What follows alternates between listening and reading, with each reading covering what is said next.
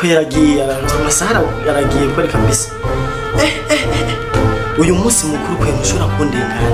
Atari akaboga na kamwe ndiye. Akaboga muntu. Salima. Salima. Sa. Ngo hano. Daje. Salima. Jendi so wawe. Sibyo? Ni kuvuga rero uno munsi n'umunsi mukuru wa bonane. Sibyo? Ngoma ngende ku isoko ndakugurire ibirato. N'impuzu nziza. Use neza singomba kuzosana byavyana bya hariya. Bigwa byikubanga mu mucafu nk'inguru. Nduza ati tujane hehe? Isoko. Hanyuma nyire. Ndakuguririye. Sisagute. Haza za Salima. Tugendere.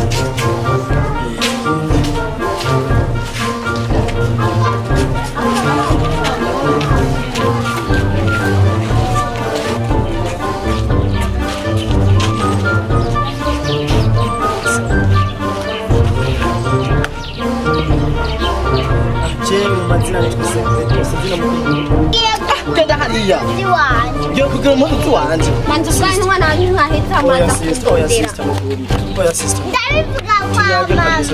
ndabivuga kwa mama nari wewe basura kwa oya kana mitanye ngaho wavuga nyina we ni nyina wa mudogo rero sister ndagukunda cyane manzi bwanyu mwana wawe maze muhiye oya nawe reka kubugira ibintu ndabivuga ndagukunda cyane animeye tugiye gusa kugura Ndita sister, wewe kama mwana, jenda gukunda sibyo?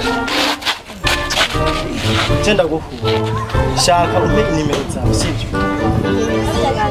umwana watari wawe. Suri wanje.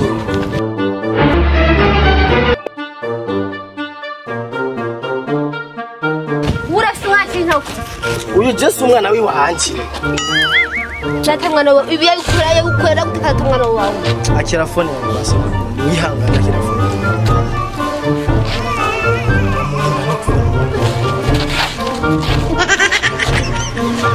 Ubu bwoko bumva.